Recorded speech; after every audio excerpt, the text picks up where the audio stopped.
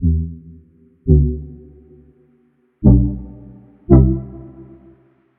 guys, welcome to another episode on TFB TV. Today I'm here with Machine Gun Dad, Scott Howard. Thanks again for coming on, man. Hey, glad to be here. You are never going to see this guy smile, ever.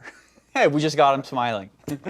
We'd like to thank Ventura Munitions for supplying a lot of the 8mm that we're using with this stuff, these old guns, and we'd also like to thank Top Gun Supply for a lot of this. Thank you very much, Top Gun Supply, for keeping our videos going. So today I'd like to talk about Egyptian service rifle history, especially in the context of the 1950s and 1960s, starting with what Egypt exited the Second World War with a Lee Enfield, whether that was a number 4 or number 1, and then ending with the Rashid. That has an interesting twist here that we're going to learn about the Rashid's cousin, the Baghdad, at the end of this. So to begin with, we're really not going to spend much time on the Enfield. I really just want to set the premises that, you know, because Egypt was essentially controlled by Britain for a long time during World War II, before World War II, and that ended after World War II, starting with the king and then later on leading to Gamal Abdel Nasser. So essentially you have the Egyptian army armed with the Lee Enfield number 4 rifle. Bolt action, 10-round magazine, a lot of British surplus after that. So things get interesting in the mid-1950s. Before the 1956 attack on Suez by a combined British, French, and IDF force. So let's go into the FN49. I'm going to want to ask Scott to talk about the FN49 as a rifle, but we're talking about the Egyptian contracts of the FN49. The collector's grade book has a lot of good stuff on the Egyptian service rifle orders. Egypt bought up to 30,000 rifles from FN.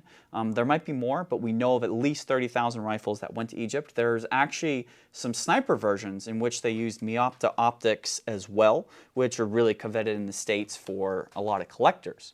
Interestingly, Egypt was one of the first purchasers of the FN49 when it became available from FN. So, Scott, can you take us over the FN49 rifle, and what are some things that are as unique about it? At least on my FN49, one of the things I noticed, I have the Argentine contract, I've had the 7mm guns. This one has got a black paint finish. I don't know if that was stipulated to by the Egyptians. Everyone else I've ever seen is blued. But the Egyptian guns are black. I don't know if that's, I don't know why. Mm-hmm. I don't know what they speak in Egypt, but that's not American number, so. It's not American. So, not American. Yeah. So I don't know what kind of number that is, but it's obviously marked for Egyptian service use. Has the seal on the buttstock. This one I changed.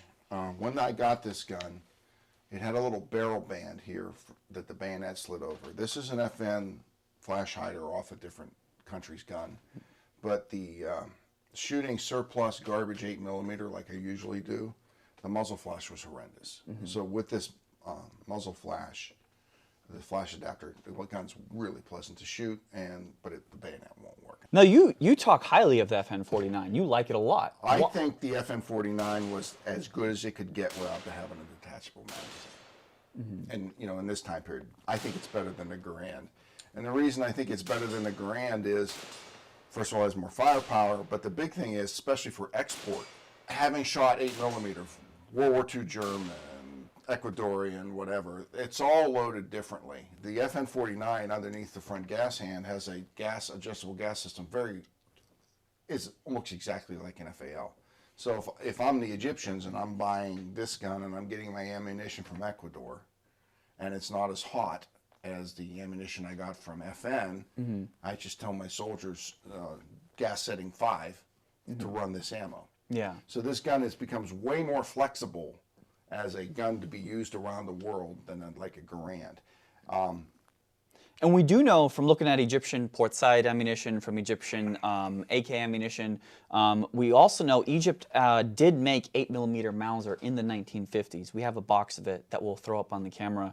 But we know that both for the 9mm and the 7.62x39, a lot of that is loaded really hot, as you've talked about before. We don't know how hot the Egyptian 8mm is, but it might be along that. Well, the Germans alone had 2 separate loadings. They had the regular ball, and then they had the SS ball, and it's like 190 or caliber 195, and it was more of an anti-material machine gun round. Now stop to think about it. You're in the field and you're shooting heavy loaded machine gun rounds. You'd want to dial your gas system down so you're not destroying your gun. Whereas if you have a fixed gas system, the gun's going to absorb all the recoil and be punished by it. So I really like the FN49. The advantage that the Garand has over the 49 is the 49, for some reason, has a gritty trigger. Mm-hmm. It's a vague. It's a two-stage trigger. You have your take-up, but when it breaks, it doesn't break really clean. It's kind of gritty. Mm-hmm. But on the other hand, I don't know how much the Egyptian soldiers would really care about that as long as it went bang. The thing they did wrong on the FN49 is they should have done with this exactly what they did with the FAL. They should have opened this up. So if I'm in the field, I don't have to take my handguard off to adjust my gas system. I should just use my little gas adjustment wrench. I think from an Egyptian standpoint, where the Egyptian army in the 50s and still is today, largely conscription-based. If you're an upper class, you can get out of that. But you don't want them screwing with your gas system. Yeah, it's like you don't want some 18-year-old, just getting out of Cairo, putting him in Sinai or in Yemen, as what was happening, and seeing. Adjusting that gas tube on his own. Like, hey, what does this thing do? Let's just crank this all the way up. So it might have been a benefit for that doctrine. Yeah, this really is a good gun. I mean, to anybody that's watching this, if you get a chance to buy one, the Argentines are in 308, the Egyptians are in 8mm. I believe, is it Egypt the only country that used it in 8mm? I'm not sure. I don't know. I've never seen any 8mm other than Egyptians, and I've also seen two different kinds of Egyptians. I've seen them with a different kind of stock, and but the finish was so worn, it's hard to tell. What I mean by different, whole different kind of wood. Yes, there is a reason for that, and I found that out by talking to a guy on Gunbroker. When these came to the U.S., there was a stock switch around, and I don't know the exact story. I have to go back and figure it out. The wood that I saw looked like wood off a Venezuelan gun. And I think that's the connection. They used stocks from Venezuela for some reason because the Egyptian stocks weren't as good as they were when they came into the U.S. There is a connection. I don't know what this is, but the other stock looked like a dark walnut. This does not appear to be a dark walnut. Yeah. So if you're buying that, you want to make that.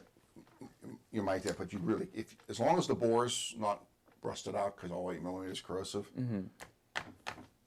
great gun. Yeah. I would highly recommend anybody, if you got a chance to buy one, buy one. Heck yeah. So talking about, some of the markings here, especially that, we can decode some of this stuff in Arabic on the unit plate here used for different units. This actually in Arabic says Al-Jaysh al-Masri, which means the Egyptian army. And then the serial number matches onto here, something that I always like to point out to people, especially with Middle Eastern stuff, with Arabic mark stuff. A lot of times they'll get the English serial number wrong on the import thing. So this is actually correct. It's a matching stock, wooden stock, and to the receiver. This is 35024, and then same thing on here. But then up here, you actually have Al-Jaysh al-Masri, is the Egyptian army up there with the crown up on top as well. We only see this on FN49s. We don't see this on the port sides either. They have something else. So moving on, then we have the Belgian proof marks here. It's pretty neat.